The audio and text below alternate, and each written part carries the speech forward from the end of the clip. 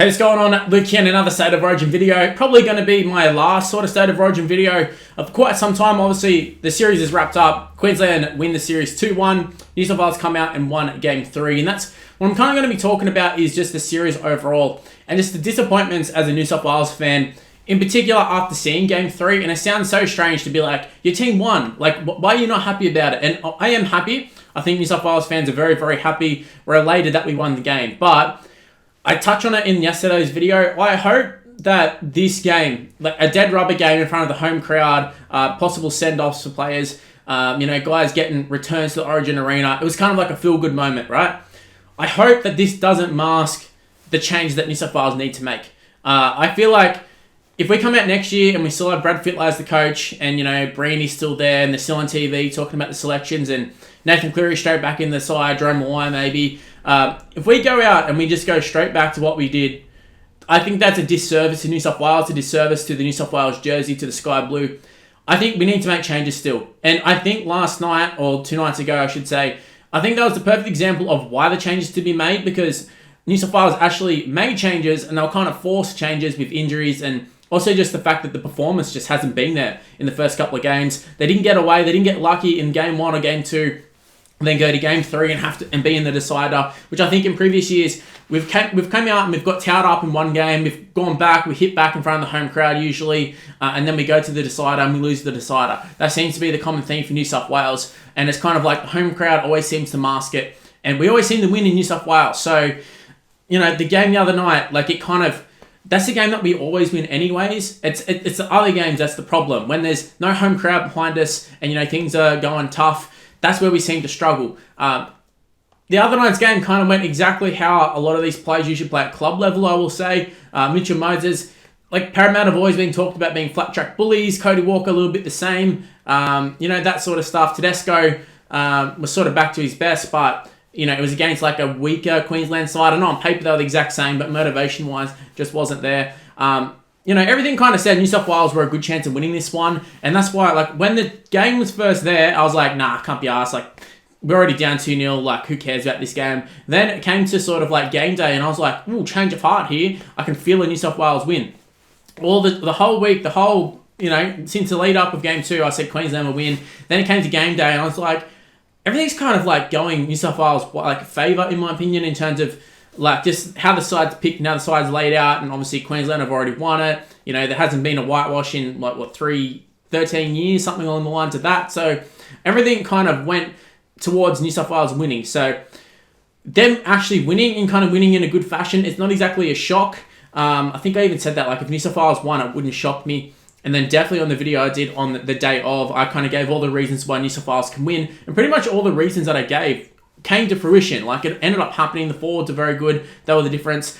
But the problem is that the side we picked in game 3 is probably the side we should have picked in game 2 and game 1, barring injuries. Now, obviously, Bradman Best came in. He's someone that I didn't particularly want in the side, and he was good. But I think you chuck in a lot of other centers, we would have got a similar sort of result. Obviously, if Latrell's there and actually fit, play good. If Tommy doesn't get hurt, who knows? We're actually winning. Whenever Tom Torovic was on the field, he never was losing, if that makes sense. He got hurt. We brought on a sub in the last 10 minutes, and then that's when we lost the game.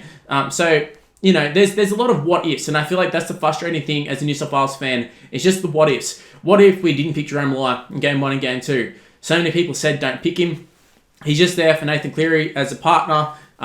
If we'd actually gone with the best possible combinations, if we went for Nico Hines, if we went for Cody Walker in game 1, we should have just went for Cody Walker in hindsight. There's that. Mitchell Moses, if we just went away from the whole Penrith system in game 1, if we went for something fresh rather than just try and keep rehashing the same side that keeps losing, maybe we could have done something there.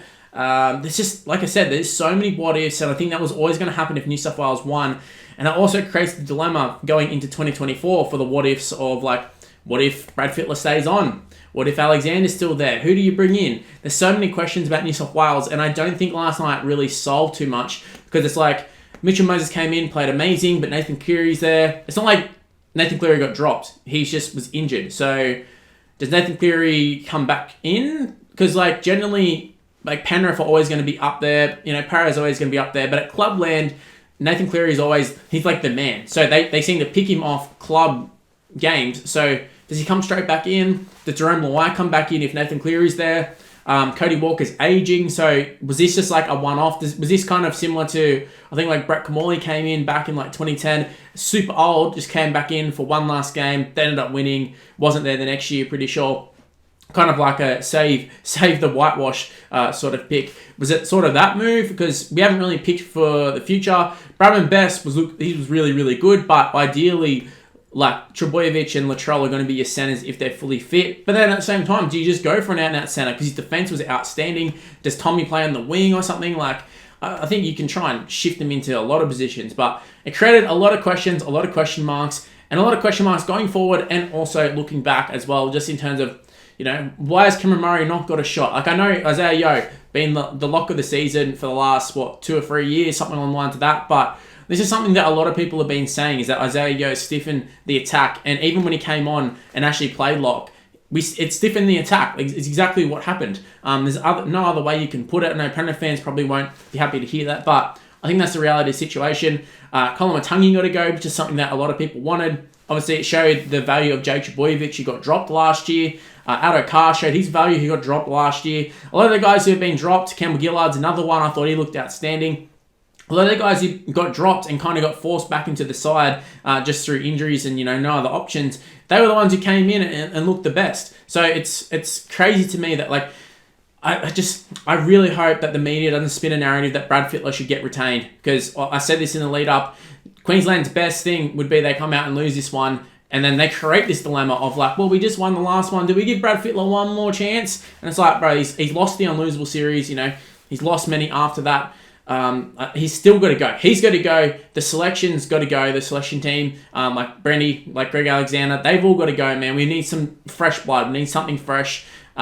Look what happened when we got rid of Laurie Daly and we brought in Brad Fittler. When it was fresh, it worked. It was just like a change. And I feel like that's what you kind of need in State of Origin. I don't think you need some super long-term coach. You don't need some big mastermind. You just need someone to get them motivated and not just let them play the natural game. Brad Fittler and the New South Wales coaching staff at the moment, they came in, they overhauled the side, and then Penrith started winning. And then they just went, oh, well, we've got to pick Penrith now. So I don't think you can be lazy, but I just think you can't just try and take like a club side, make it in Origin and pick players and just go, all right, you're playing like Penrith now. You can't do that, and I think that's what Brad Fittler turned into. I think initially he had such a talented side that he didn't really have to do it, and also he just come in, so he's not going to rock the boat too much.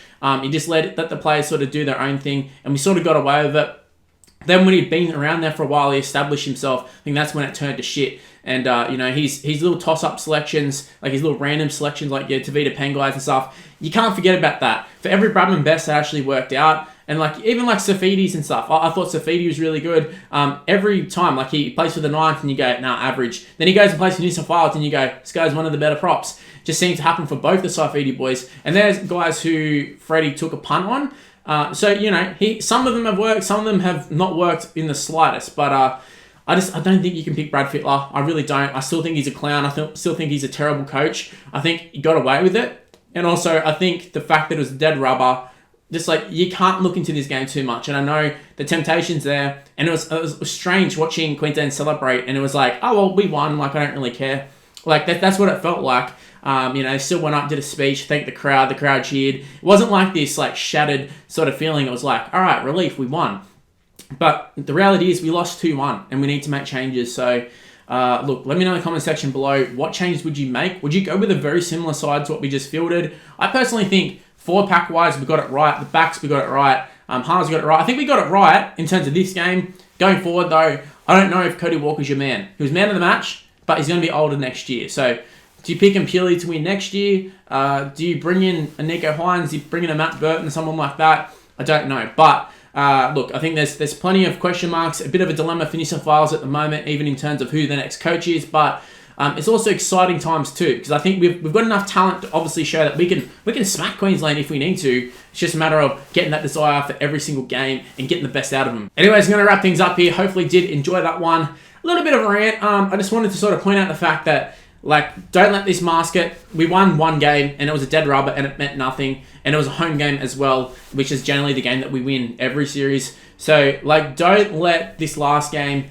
make us forget about the first 2 games, which were total dog shit. That was the point of this video. But yeah, if you happen to enjoy this one, make sure you go ahead and smash the like button and subscribe to the channel if you're new around here. We've hit 15,000 subscribers, but it doesn't stop there. Same way as, State of Origin's over. It's usually the most popular time of the year, but that doesn't mean that the videos stop as well. So I'm going to be making plenty of videos in Rugby League Live 4 and just in Rugby League in general. So stay tuned for that. So subscribe, leave a like on this video if you enjoyed it, because the more likes, the more views, more subscribers, better for me, better for you, sort of thing. And yeah, look, if you want to become a member, you're seeing all the current members on the screen right now.